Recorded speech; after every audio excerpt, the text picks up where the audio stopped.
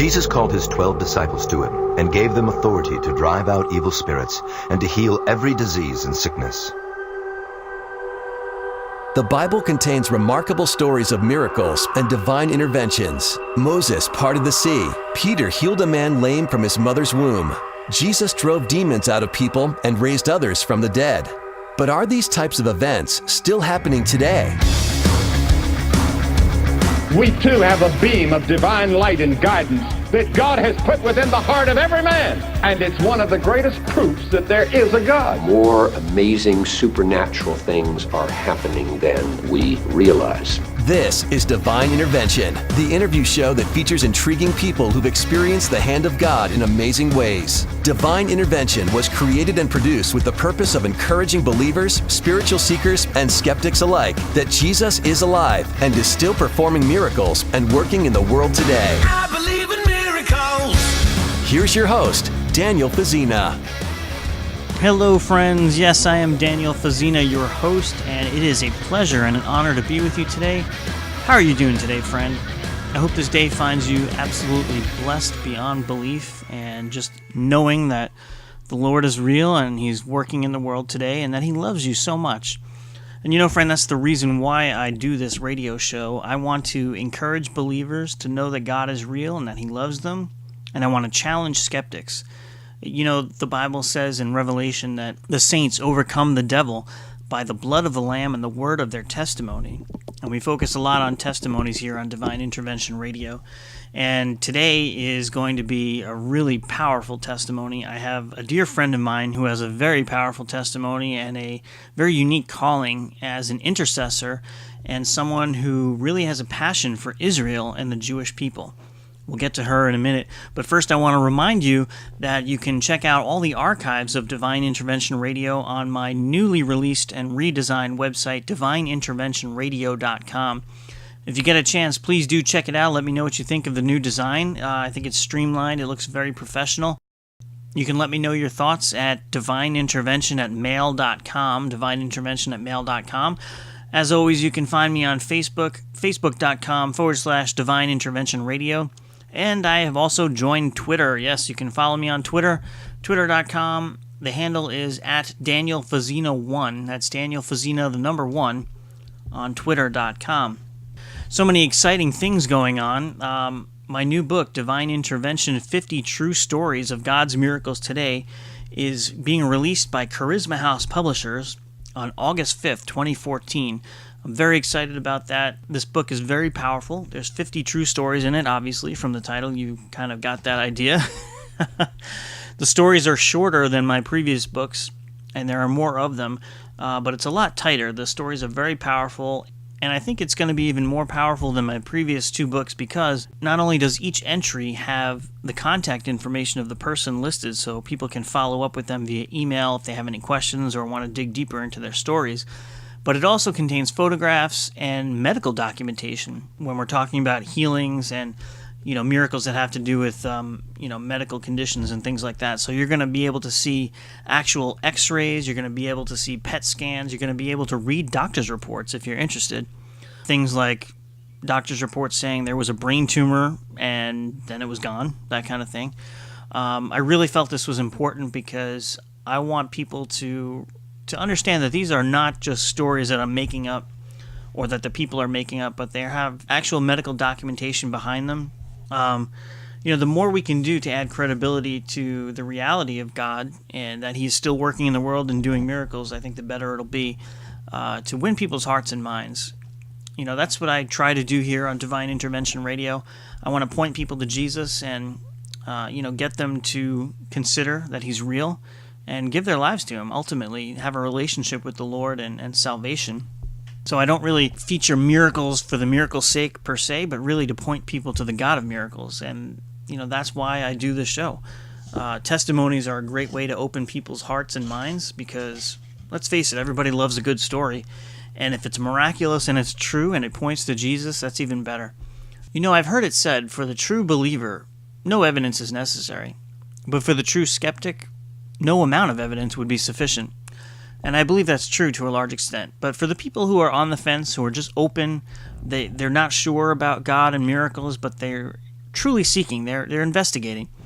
The fact that I'm including medical documentation and supporting evidence in my book, Divine Intervention, 50 True Stories of God's Miracles Today, I think it's going to be a huge factor in helping maybe push them over the edge to the side of faith or the side of investigating God, at least being more open to it and being able to be persuaded, per se, to look into Jesus and his claims.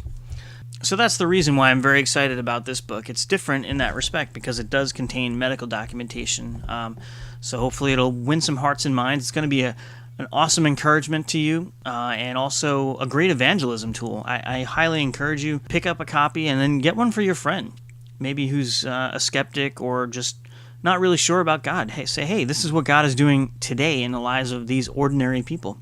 There are stories in there about miraculous healings, like I said, from quote-unquote incurable diseases, brain tumors, cancers, I mean, you name it. It's got quite a few things in there.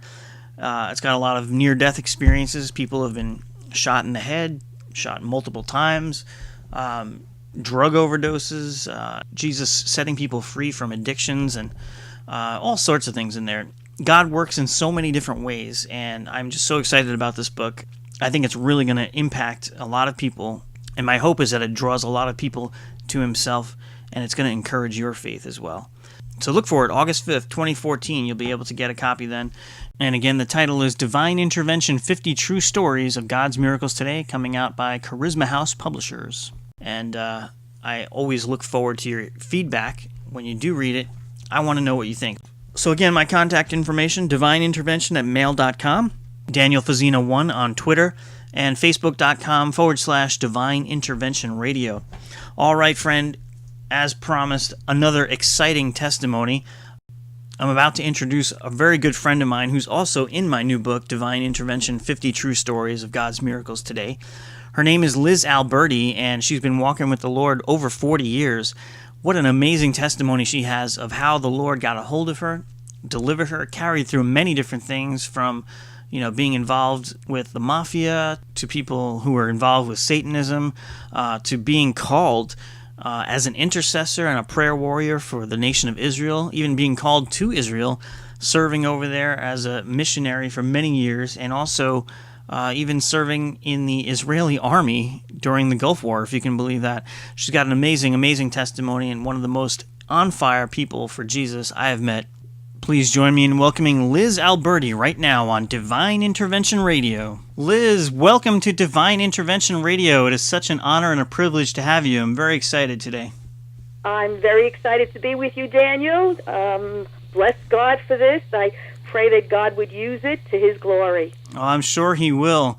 Now, you and I have kind of a long history going back working together in the television industry for a bit. And when I met you and we connected, it was kind of like we were kind of kindred spirits. You are one of the most awesome and on-fire believers I have ever met. And I've met a lot of people, so that's saying a lot. Why don't you take us to the beginning a little bit? Tell us about your background and maybe about your life growing up and a little bit about your spiritual background. Who is Liz Alberti? Oh, Liz Alberti is very complicated, but I'm going to try to unravel myself a little bit to the public. Okay. I was raised in Brooklyn. The area that I was raised in was called East New York, Brooklyn, in an Italian family, not a religious family. But by the time I was 13, 14, I kind of felt that there was more to life than just getting up in the morning and doing the things that people do. There was something that I felt was missing. I couldn't get my hand around it. So I kind of as I grew up, I was very, very curious and had to have information. I loved information. And by the time I was 21, I had 2 children. I had a beautiful son and a beautiful daughter. And now, growing up, you actually wanted to be a nun at one point, isn't that right? That's right. And when I was about 13, 14, I kind of felt I wanted out of this physical world. And I being a Catholic, even though we weren't practicing, I figured, well, I'll become a nun, that take care of that situation, because there was something more. There was something more that I was kind of aware of. So I had told my parents, and they kind of disregarded it. And of course, it after a while, nobody talked about it anymore. But as I went on, I got married very young and had 2 children by the time I was 21. Okay. Well, by the time I was 27, let me just give you a background. My husband comes from a family of 13 brothers and sisters. Wow. 9 boys and 4 girls. And his parents' house was in East New York on a place called Linden Boulevard. Right, I know where that is. I've been there. And I was there one day, and 2 of his sisters were there. And they were talking about one of their brothers moving back, because I had not known quite a few of them. They were scattered all over the country. Okay. And he was moving back from Buffalo, and with his wife and their 6 children. And they said, "But she's crazy." Who's crazy? She's crazy? Why is she crazy? And they said, "Well, she's Jewish and she believes in Jesus." And I just didn't think that was so crazy. I remember it was like, and they said, "But she doesn't believe in the cemetery." And I said, "Well, I don't believe that's where the person is either. It's like no big deal." But anyhow, that's all I had known about this Joan and my brother-in-law, Richie. So Joan is your sister-in-law? Yes. Okay. So I finally met her at one of my brother-in-law's houses out in Hauppauge. And you have to understand something. When we got together, we were a tribe because we were so many. And who had 6 kids, who had 3. There was always a full house. Right. And I met her. And she was beautiful. She had the most beautiful blue eyes and just beautiful. And she came over to me, and we introduced ourselves, and she said to me, "I want to pray with you." And I went, "Excuse me? Like, what did you say? What did you just say? You want to pray with me?" That was like the craziest thing I ever heard. This is like one of the first conversations you ever had with her? Yeah. Okay. And I looked at her, and I was like, "Wow, she really is crazy." Yeah, I never heard, "Let's go outside and pray." And I was like, "No, I don't think so." So, again, months went by, and my husband was going away, and we went to say goodbye to them. And here we're in their beautiful home in Dix Hills, Huntington, and we're sitting at the kitchen table, kids running all over, my 2, her 6, and all the other, whoever was there that day. And my one sister-in-law and myself were sitting at the kitchen table. We were talking about the Ouija board. And she was at the other end. And who was at the other end? And my sister-in-law, Joan, okay. The kitchen table. And her mouth was moving. And I looked at her, and I said, "Well, what are you doing?" And she said to me, "I'm praying for you." She said, "I see the devil dealing with you." Wow. She said, "I want to pray with you." I said, "Joan, the whole house is full of people." She said, "There's a downstairs bathroom. We can go in there." And we went into this little downstairs bathroom. I'm going to read right from the book, the little bit that I wrote about this event, because it's more powerful than I can put into any new words.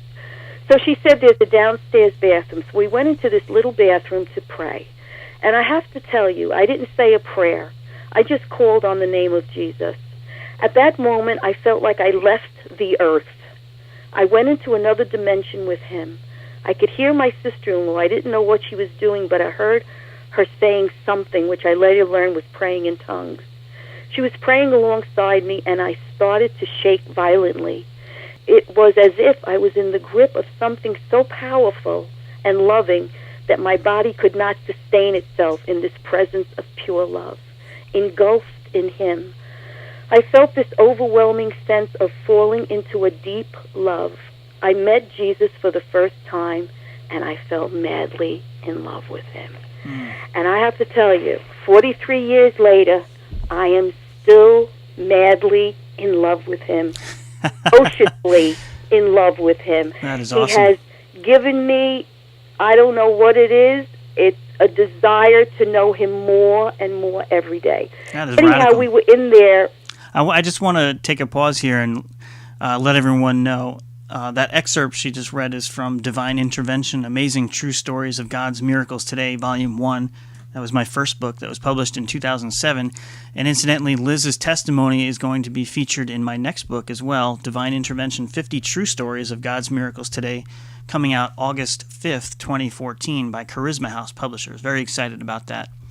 So, Liz, you were kind of a non-practicing Catholic, and then this Jewish woman prays for you, Right. Praying in tongues, believing in Jesus, Right. and you experienced him. Did you have like a vision of the Lord? No. No, okay. No, it was a sense that was so powerful that I could hear her. I knew I was sitting, but I was in a different place. I was I was in his presence. And you were radically changed after that, weren't you? Well, what happened was we were in there for 2 hours, which we didn't realize it. And the next thing you know, my husband was banging on the door. What's going on in there? And as I walked out, he kind of backed up. And I knew I had gone through a transformation. I didn't understand it. I didn't have a church background. I really didn't have too much of anything to hold on to. This is all new territory. This is a new journey. Okay. And my sister-in-law, who belonged to one of the first Messianic congregations in Long Island in Stony Brook, she said, come tomorrow and give your testimony of what just happened. She said, you went through a deliverance. And I know I went through that. That was that violent, that shaking, and I felt like I was cold, but I wasn't cold. It's very hard to explain. Okay. But going forward, she had told me before I left her house going back to Brooklyn, it was a Sunday night, she said, get everything in your house pertaining to Satan out. She says, and go into every room in your house and anoint it, and even the bathroom. And I knew what she was saying was right. There was no questioning. I said, okay. Well, anyhow, we went home, put my kids to sleep. The next day, I couldn't get out of bed. There was such a presence of evil. Now, did you know what she was talking about when she said Satan? I mean, you're talking about Ouija boards and what other Ouija stuff? boards I knew because I had played that. Okay. I had dabbled a little bit in Ouija boards, astral projection, marijuana of the day, so I had a little sense of that kind of, the realm that... Anyhow, I didn't want to get out of bed. The atmosphere was so different in my home, and I had forgotten what she had said the night before, so the phone rings, and it's her. And I said, something's very wrong. She said, put the phone down, go into every room, get everything in your house pertaining to Satan out. And I heard her again. Whoop, she's speaking in tongues again. There's that thing. And I put the phone down. I said, oh, okay, woo! And I went into every room, and I got books out and the Ouija board and just everything out. And the Lord said to me very clearly, I don't want you reading commentaries about me, nothing. I want you to read the Bible, only the Bible. Okay. The Lord put me into a congregation at that time. There were no Messianic congregations, but I was in a congregation that the pastor and his wife had a vision for Israel, which was amazing. This is a Lutheran church in Canarsie, Brooklyn. And one night I was praying, and I was just loving him. And I was trying to tell him how much I loved him. And the gift of tongues came. Not a lot, just a few words, and it kind of scared me. But I now knew what it was because I spoke to my pastor about it, and he knew what it was.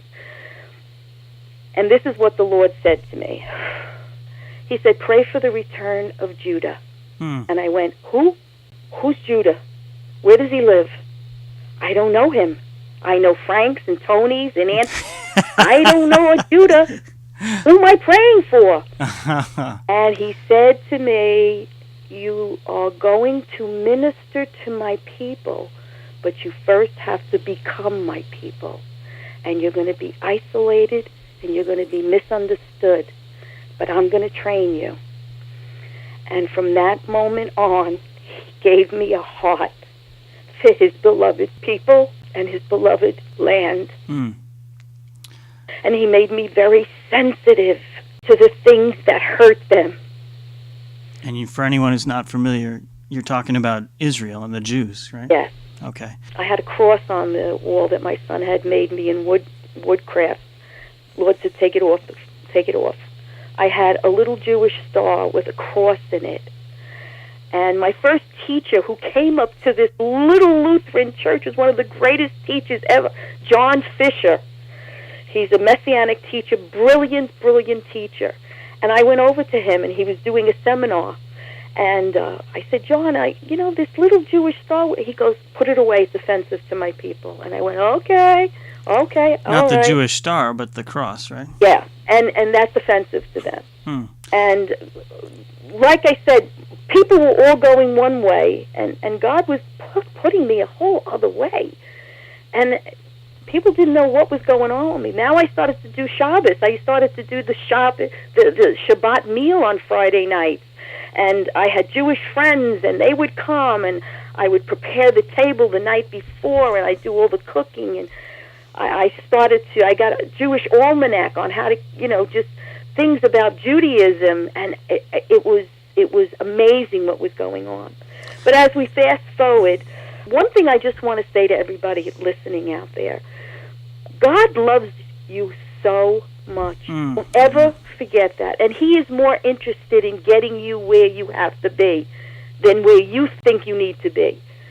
And a lot of times, I've been in places where I didn't know why I was in this particular place, and it's because God was connecting the dots. Right. There's times you can't do it. Just stand still and know the salvation of the Lord. Amen. Friend, you're listening to Divine Intervention Radio. I'm your host, Daniel Fazina, and we are visiting with our special guest, Liz Alberti, and she's sharing with us how the Lord took this Italian firecracker from Brooklyn and transformed her into a passionate minister and just a lover of people, and particularly the Jewish people in Israel. She is the most passionate person I know when it comes to the subject of Israel, even among Jews. She's not even Jewish. She's a goy, as they like to say.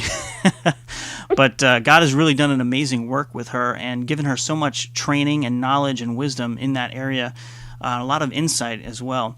So Liz, we just got like 2 more minutes, but why don't you share with us a little bit about, your journey and just learning about Israel and the Jewish people before the break? Okay. Like I said, that one night when He said, pray for the return of Judah, that was the beginning.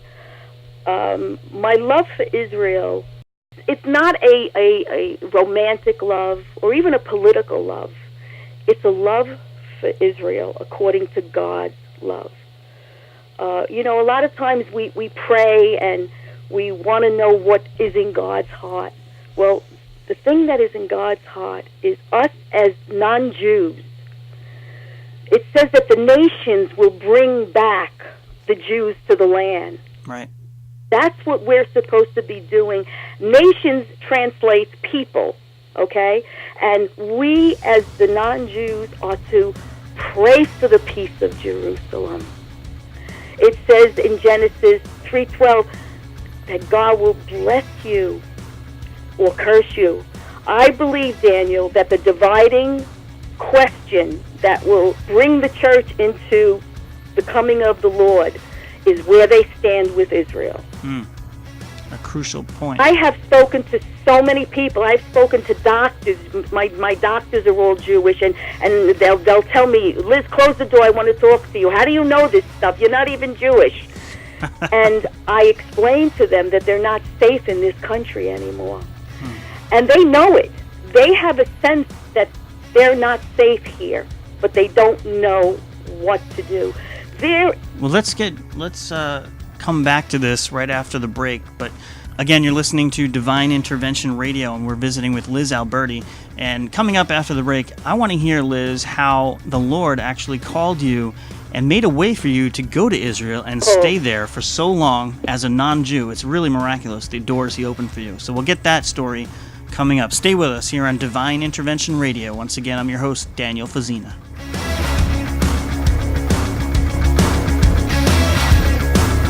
We'll be right back with more from Daniel Fazina and Divine Intervention right after this. I believe in miracles. Thanks for listening to Divine Intervention. More information, free downloads, and podcasts can be found on the web at www.divineinterventionradio.com. Times are tough, not getting easier, but there's an opportunity that could make a significant change in your financial situation. People are paying too much for home utilities, and everybody has them. Help friends and family save money and get paid for it. No obligation. You don't even have to talk to anyone unless you want to. Just listen to a 3-minute recorded message. Call now, 203-717-3124. 203-717-3124. Listen, decide, and you could be on your way to a better tomorrow. 203-717-3124.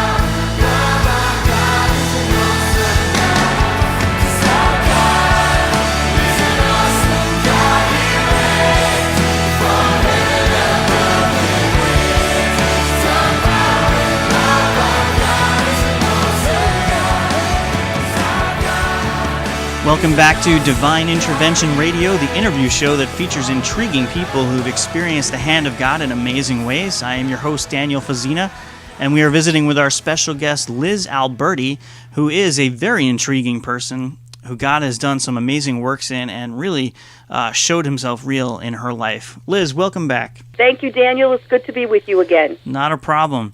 So, Liz, before the break, you were telling us how the Lord got a hold of you and gave you a heart for Israel. Now I want you to share with us how he developed you into an intercessor and how he led you miraculously to the land of Israel, from Brooklyn of all places.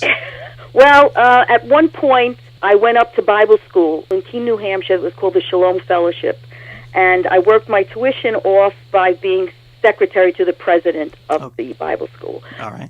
But while I was there, it was 50 acres, it was beautiful, and you were in little log cabins. You had to make your own fire. There was no thermostat. I was looking for it when I first got this thermostat. Well, there is none. A little different than Brooklyn, right? Yes. Yeah, I'll make a long story short because I know we're strapped for time. The Lord started to develop me as an intercessor. And now, what is an intercessor? An intercessor is someone who goes before the Lord and gets the Lord's understanding of what to pray for. Okay, there's prayers of petition where people pray for something, and they put prayers before the altar. Well, this is different. This is not according to what people want. This is according to what God wants. Okay. And it's a ministry that I didn't choose for myself. I don't think I would have chosen it for myself, but God chose it for me, and this is who I am. Okay. And so in 1982, I was in Bible school, and he gave me the gift of discerning of spirits, which was very frightening to me because I didn't understand it, and I would go around to people and say, did you see this? Did you see that? And they'd go, I don't know what you're talking about. And then God gave me clarity on it one day. He said, you only have it for one reason, and that's to pray. He said, what you're seeing and understanding in your spirit is happening in the spirit realm. It's not in the physical realm. So you're actually seeing the manifestation of spirit? No, it's not a seeing again. It's a sense that the spirit is quickening you to pray for something. What I've learned with myself over the years, these 43 years, is God has dropped me into situations like an assignment. Okay. And said, this is where you're going to be. And usually I don't know what I'm going in for until I'm in. Right. Because probably if I knew, I wouldn't go. Tell you the truth. Isn't that just like God? They've been very heavy, yeah. And they've been very testing and trying, but God has pulled me through every one of the assignments, and I never, ever quit until he says, you're free to go. And awesome. That's something that the church has to learn, that we are soldiers of the cross. Like it says in Timothy 2, 4, it says, no one serving as a soldier gets involved in civilian affairs because he wants to please his commanding officer. We have to have a mentality of an army. But anyhow, going forward, after Bible school, I didn't know where I was going, what I was doing. And my brother-in-law had told me of a job opening up in Flemington, New Jersey. Well, I went, I got interviewed. The Lord showed me I was going to live there and I was going to get the job, which I did. And he said, when I went up to the apartment where I was living, right over the office, he said, you're not going to be here that long. Just get your necessities. I went, well, I just got here. Well, anyhow, through living in Flemington, New Jersey, I had made contact with a friend. Well, she became my friend. And she was going up to Messiah College for a conference once a year. The Jewish people have a conference, the Messianic beliefs from all over the world. Okay. She met a man from Israel who needed a secretary. And I have to back up a little bit. Before that, I was at my sister's house during the summer. Okay. And it was August 26, 1983. And the Lord had spoken to me very clearly. I was praying and I was reading the Word, and He said to me, "Get ready, you're going to Israel." And I couldn't wrap my emotions around it. I was laughing, I was dancing, I was singing. Well, I started to prepare. I got my passport, I started to sell things. Meanwhile, I had nothing in the physical yet. Well, anyhow, going forward... So you're preparing to go to Israel, but you didn't know how. Yeah, and Okay. everybody was watching me, and my family was like, "Oh, my God, she's really flipped out." And this is it, boy. And people would say, like, "Well, when are you going?" "I don't know." "Well, who are you going with?" "I don't know. But I'm going." So I didn't have a passport, got a passport. I did everything that I could do. And we went out to meet this leader from Israel, speaking in Stony Brook, Long Island. I explained who I was, and he said, "Send me a resume about yourself and a little bit of how you became a believer," which I did to his office. And we prayed, him and I. And 3 months later, the Bible school called me and said, "Liz, you just got a call from the Middle East." I said, Middle East, Israel?" And they said, "Yeah, they wanted to know about you, and if they start training you, will you be solid in the land, or will you, come back and want to, come back to the States?" And they said, "No, this woman, whatever she does, she puts her head to it, and she goes for it." So they said, "Here's the number." I called them in Israel. They said, "We want you to come over." Well, December of 1983, I was in Israel. Now, how long had you lived in New Jersey? 8 months. 8 months. But Wow. I was only going to be there for a short time. And I That's sold everything that I had in the apartment. Anyhow, when I got to Israel, I was home. Here I was. I had never been out of New York. And I want to say something. When God calls you and gives you something that powerful, you don't ask questions. I never asked once, how am I going to live? How am I going to make money? I don't know the language. There was nothing, no questions. And when I got to Israel, we were all sitting around, the leaders and the family, and I said, "I want to take a Hebrew name." And they were saying this name and that name, and then finally the leader said, "Your name in Hebrew is beautiful. It's Elisheva." And I said, "That's it. That's what I want to be called." Elisheva. And what does that mean? Well, see, here's the interesting thing. It means vowed to God. I love it. And it's Very an fitting. amazing, names in Hebrew, every name means something. Right. They're very powerful names. And the first thing they did was they put me into the Ulpan, which is where you learn Hebrew. And I went 6 days a week from 8 o'clock to 1 o'clock every day. I had 2 hours homework, and then I went to the ministry house. And at that point, there was a lot of situations going on that wouldn't glorify God if I went into them. No, But the point is, I had a stroke. Wow. And I was in the meeting one night, and I was taking the notes. And the next thing I knew, I was in my friend's van, and they were talking to me, and it seemed like they were talking very, very slow. And I had a sense of confusion. And they said, "We're going to go back to your apartment and pack a bag, and you're going to come back with us to our apartment." And I said, "I don't know how to pack a bag." And they were like, "Whoa," they were saying to themselves. They told me later, "She don't know how to pack a bag. She went 9,000 miles. Something's really wrong." Wow. So anyhow, we went back to their apartment, and they asked me if I wanted to go to the emergency room. And I said, "No, God's going to heal me." And one of their daughters had come to the States for college, so I had her room. And here I was, my hands didn't work. I couldn't brush my teeth. I couldn't comb my hair. And my speech was very, very slow. And here I was in this bed, and they would leave me food, and they'd go to work, and they'd say, "If you need us, call us." And I have to tell you, this is where God taught me the most important thing in my life, that the Word of God is medication to your body. Mm-hmm.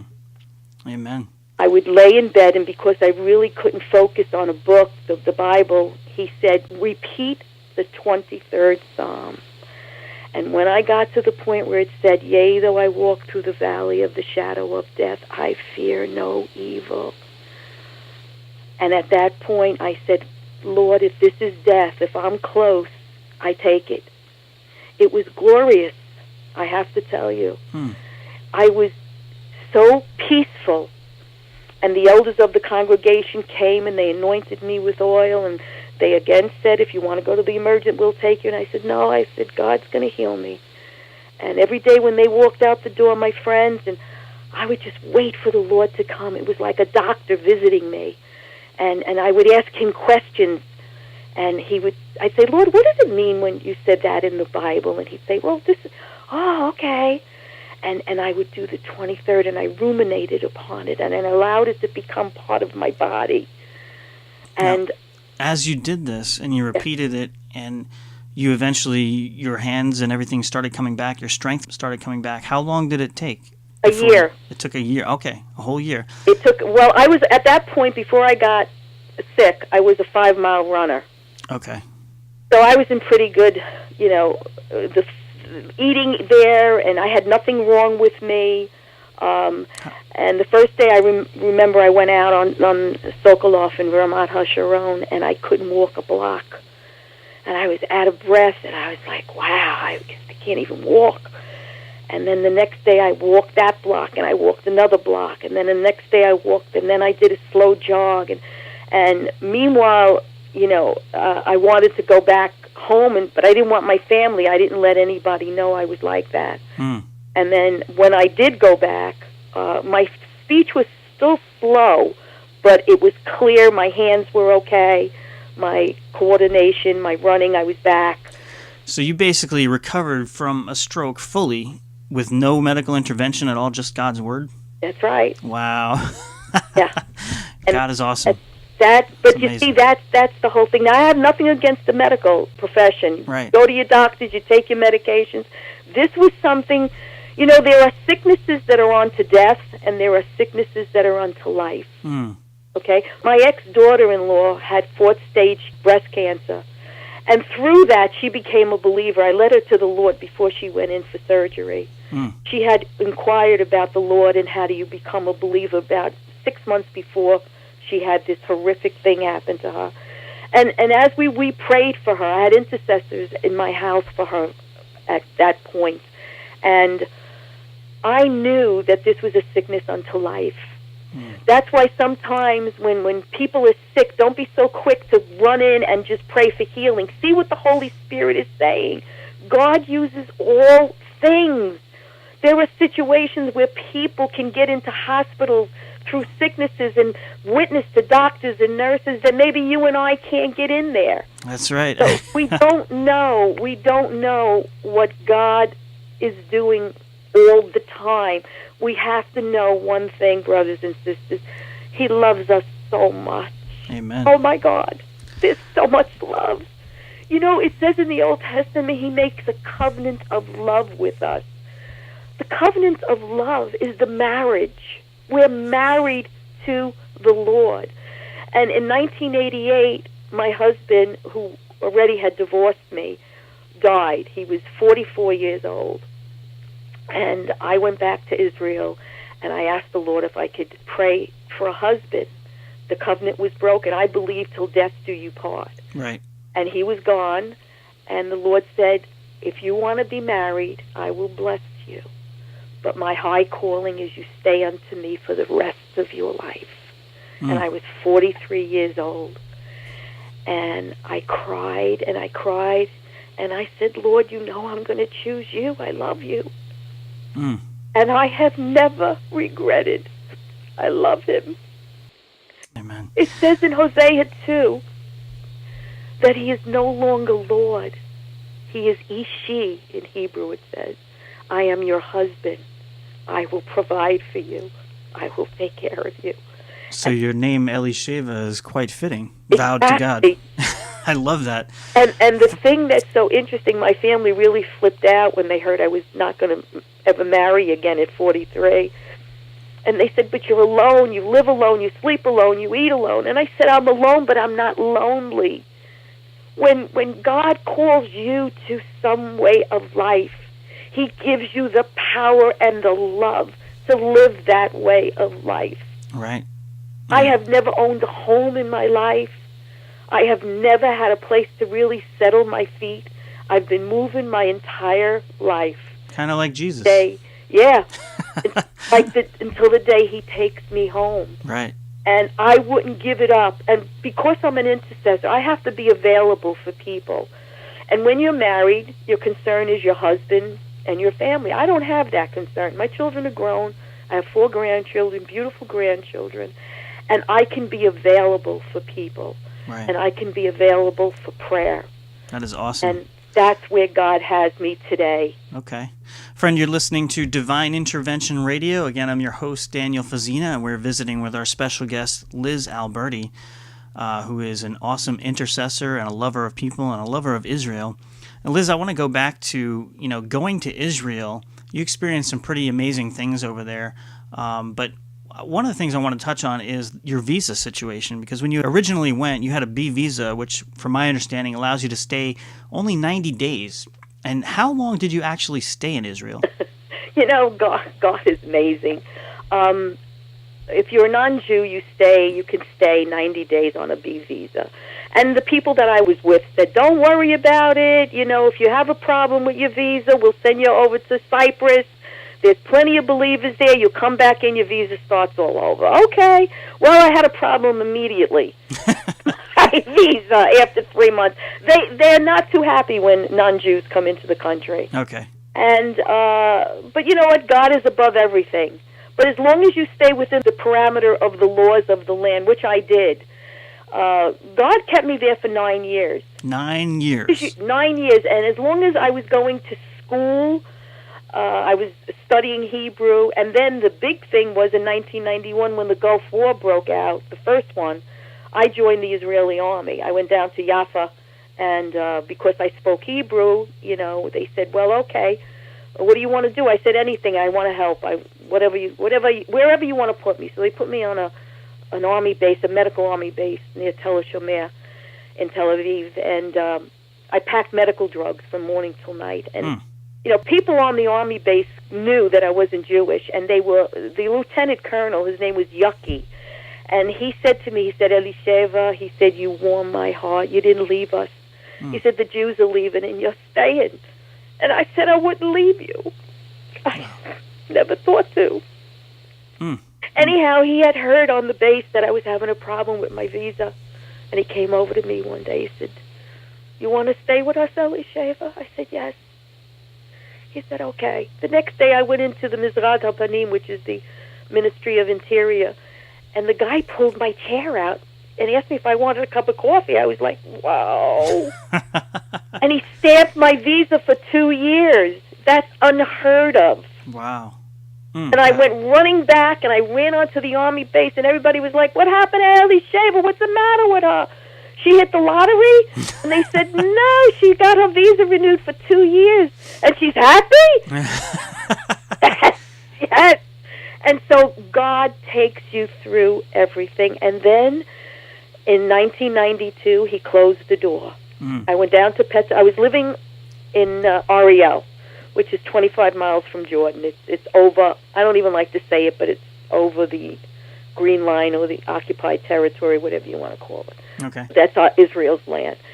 And I went down to renew it, and the woman was very suspicious of me. My passport, I had to put extra pages in there because there wasn't enough room. And she was like, what are you doing here? And I told her I was living with my friends in Ariel, and and she was very suspicious, and she said a word that was frightening. It's miad. In Hebrew, miad means this second you leave. You leave now, right now. Now, Elisheva, you were living in Israel, and this entire 9 years, you had no income, you never worked for money, and God provided for you? And see, that's I'm glad you brought that up. I lived by faith for 9 years. Faith. And what that meant was, first of all, the ministry that I was with, we became the biggest congregation in Israel at that time. We were like 9 people when I got there. It went up to 150.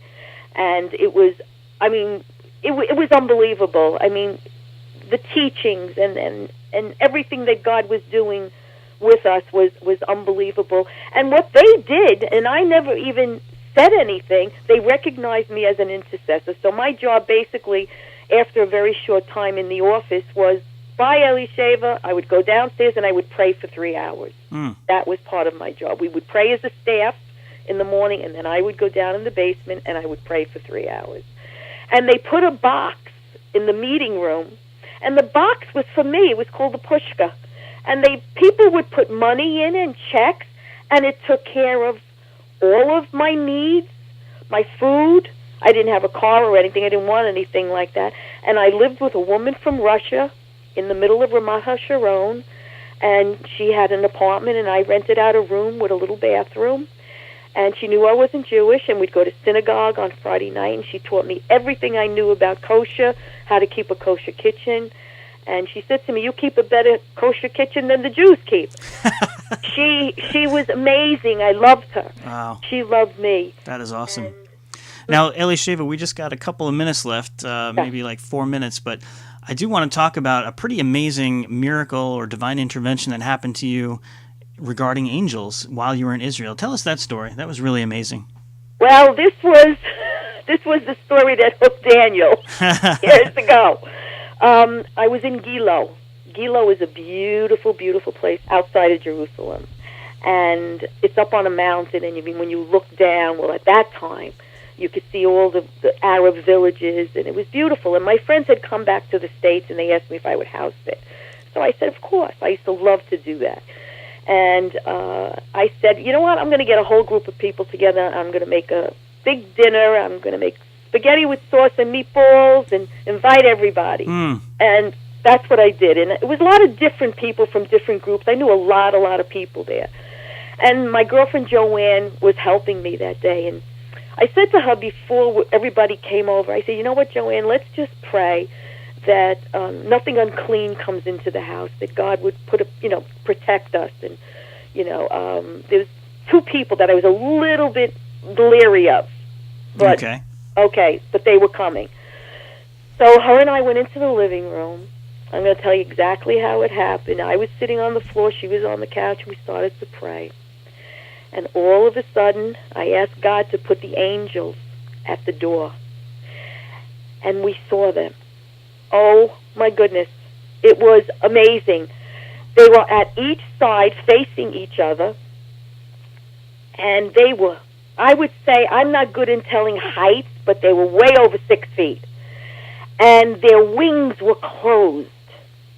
And as I'm seeing them in the spirit realm, I'm saying to myself, can you imagine if they opened their wings and they were standing there facing each other and nobody could get in? They had to pass them. And the amazing thing is she saw them too. And she started to laugh, and our emotions were wild. We didn't know what to do. I didn't know. We were praising God, laughing, screaming. I had never seen anything like that. It was like seeing something with your eyes closed, dark, but yet you could see them. Amazing. And how long did this vision last? Oh, not that long. Not that long, but enough to impress it on me and her for the rest of our lives. I know on me, I'm talking like it happened yesterday, and it's how many years ago. Wow, that is amazing. And I could still see them just standing there. When I closed my eyes, I could see them facing each other, but the wings were higher, taller than their bodies. They're over their heads. And I thought about the seraphim in Isaiah 6:1, and I thought about, it's just amazing, just what we saw. And nothing can come through that door that was unclean. It had to be left outside. And we had a wonderful evening of fellowship and singing and praise. And I felt at peace, because you know what it's like when sometimes you're in the presence of something that is not of God, and your body's Oh, yeah. I've walked into certain places, a building, let's say, or a shop, and, I just get a chill cut through my... Yep. And not in a good way either. And then you look around, you can see all sorts of occult paraphernalia. Yeah. I mean, I've met people in many different places that just didn't even know me. Didn't even know me. Your spirits kind of can tell. There's a clashing in the spirit realm. Yeah. Yeah, there's an absolute clashing. Well, Liz, listen, we are just about out of time, but I want to thank you so much for joining us on Divine Intervention and just sharing your amazing testimonies. If there's one thing that you'd like to leave with our audience, one thing you'd like to say to them, what would that be? What I would like to say is, brothers and sisters, this is no walk in the park. And if you are walking in the park, you're not doing what God is calling you to do. This is a war. We're in an army. We changed sides the day we became believers. So if you're not being tested and going through trials and tribulations and people not liking you, then you're doing something wrong. We have to damage the kingdom of darkness. And the only way to do that is you have to learn spiritual warfare. You have to learn how to take the weapons that God has made available for us in the spirit realm to combat the enemy. One book that I would tell you is Screw Tape Letters by C.S. Lewis. A classic. He teaches you how to look at things from the enemy's point of view. When I was in the Army, I asked the lieutenant colonel, why don't you just go over and get Saddam? And he said, we could have got him a long time ago. He said, but it just changes people. The philosophy is the same. Mm-hmm. But the point is that I asked him, what's the most important thing in an army? And he said to obtain information on your enemy. I would say to every brother and sister, know your enemy. Get to know how he creates the temptations for you. Watch for him. Watch what you see on TV. Watch images that you take in your eyes, in your ears. Stay holy unto God. Stay very close to the Lord. These are going to be bad days coming for us and for the entire world. Stay close to the Lord. Don't walk in the world and one foot in the kingdom. Throw yourself completely into the mercy and grace of God. Amen. And that's where you're going to be safe, and that's where you'll be effective to cause some damage to the kingdom of darkness. All right. Thank you so much. Some sage advice from Liz Alberti, once again our special guest. Thank you so much, Liz, for joining us. I really appreciate you taking the time out. You're very welcome, Daniel. All right, friends, that about does it for this episode of Divine Intervention Radio. Once again, I am your host, Daniel Fazina. Check out our archives at divineinterventionradio.com. You can follow me on Twitter, Daniel Fazina, #1, Daniel Fazina 1 on Twitter. And, of course, you can also check out our Facebook page and like us there and get all the updates about what's going on with Divine Intervention. Facebook.com/Divine Intervention Radio. I hope this episode has been helpful to you and has encouraged you to know that God is real and still working in the world today. God willing, we'll see you again next week for another exciting episode of Divine Intervention. Take care and God bless. You've been listening to Divine Intervention with your host, Daniel Fazina. You can email Daniel at divineintervention@mail.com. That's divineintervention@mail.com. All programs of Divine Intervention are available online at divineinterventionradio.com. That's divineinterventionradio.com. Join us next time here on Divine Intervention. I believe in miracles. Hey, this is Daniel Fazina. Thanks for listening to my show, Divine Intervention. I hope it has inspired you. More information about the show, free downloads, and podcasts can be found on the web at www.divineinterventionradio.com. Times are tough, not getting easier, but there's an opportunity that could make a significant change in your financial situation. People are paying too much for home utilities, and everybody has them. Help friends and family save money and get paid for it. No obligation. You don't even have to talk to anyone unless you want to. Just listen to a 3-minute recorded message. Call now, 203-717-3124. 203-717-3124. Listen, decide, and you could be on your way to a better tomorrow. 203-717-3124.